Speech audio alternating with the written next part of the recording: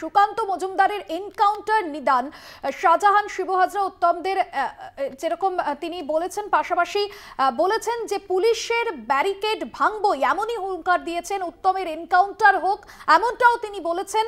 এবং আমরা দেখেছি সকাল থেকে কিন্তু সেই এসপি অফিস কার্যত দুর্গের চেহারা নিয়েছে। সেখানে বেশ কিছু এলাকায় 144 ধারা জারি করা হয়েছে, পুলিশের তরফে মাইকিং করা হচ্ছে। সুকান্ত মজুমদার তিনি ঠিক কি হুঙ্কার দিয়েছেন শোনাবো। থেকে বেরোনোর পথে বাসন্তী হাইওয়েতে ওঠার মুখে হাতিশালা থেকে শুরু করে বিভিন্ন জায়গায় ব্যারিকেড লাগানোর চেষ্টা হয়েছে। পুলিশ তার চেষ্টা করুক, সুকান্ত মজুমদার এবং বিজেপি বসিরহাটে পৌঁছাবে।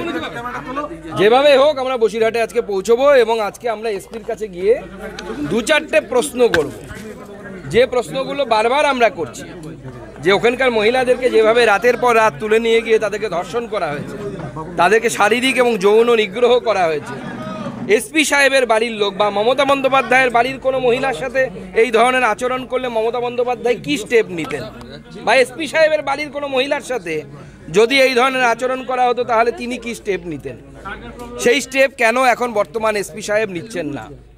যারা এই কাজ করেছে, সে শিবু হাজরা হোক, শেখ শাহজাহান হোক বা উত্তম সর্দার হোক, তাদের উচিত, আইনের উচিত এনকাউন্টার করে তাদেরকে উপযুক্ত শাস্তি দেওয়া। দেখুন 144 ধারা এর আগে ব্যারাকপুরেও আমরা দেখেছি, তার আগে আমরা নাজার থানার ক্ষেত্রে যখন অভিযানে গেছিলাম তখনও দেখেছি। কিন্তু মানুষ এই ব্যারিকেড ভেঙে ফেলবে। মানুষকে সঙ্গে নিয়ে আমরা তৃণমূল কংগ্রেসের পুলিশের এই দলদাস পুলিশের ব্যারিকেড আমরা ভাঙবো। আপনাদের শোনালাম বিজেপির রাজ্য সভাপতি সুকান্ত মজুমদারের বক্তব্য। আজ সকাল থেকে সুকান্ত মজুমদারের নেতৃত্বে যারা বিজেপি কর্মী সমর্থকরা রয়েছেন এসপি অফিস ঘেরাও, এবং সেই ঘেরাও কর্মসূচিকে কেন্দ্র করে যথেষ্ট নিরাপত্তা রাখা হয়েছে, ব্যারিকেড করে দেওয়া হয়েছে পুলিশের তরফে, এবং কাছাকাছি যে সমস্ত এলাকা রয়েছে সেখানে 144 ধারা জারি করা হয়েছে। এবং তারই মাঝে যে মন্তব্য করেছেন, যে হুঙ্কার দিয়েছেন সুকান্ত মজুমদার, পুলিশের ব্যারিকেড ভাঙবই, পাশাপাশি উত্তমের এনকাউন্টার হোক। এই মুহূর্তে আমাদের সঙ্গে টেলিফোন লাইনে রয়েছেন তৃণমূল মুখপাত্র দেবাংশু ভট্টাচার্য। দেবাংশু, স্বাগত জানাবো আপনাকে কলকাতা টিভিতে। যে ছবি আমরা দেখছি সন্দেশখালীর ঘটনায় প্রায় প্রতিদিনই, এবং এই জায়গা থেকে সুকান্ত মজুমদারের বসিরহাটে এসপি অফিস ঘেরাও কর্মসূচি, হুঙ্কার দিচ্ছেন তিনি যে পুলিশের ব্যারিকেড ভাঙবই, উত্তমের এনকাউন্টার হোক। কিভাবে দেখছেন আপনি এই মন্তব্যকে, এই হুঙ্কারকে? দেখুন, বাংলার মানুষ তো জানে এরা প্রত্যেকে আইন ভাঙার জন্যই কুখ্যাত, এরা প্রত্যেকে দাঙ্গা লাগানোর জন্য গোটা ভারতবর্ষে কুখ্যাত।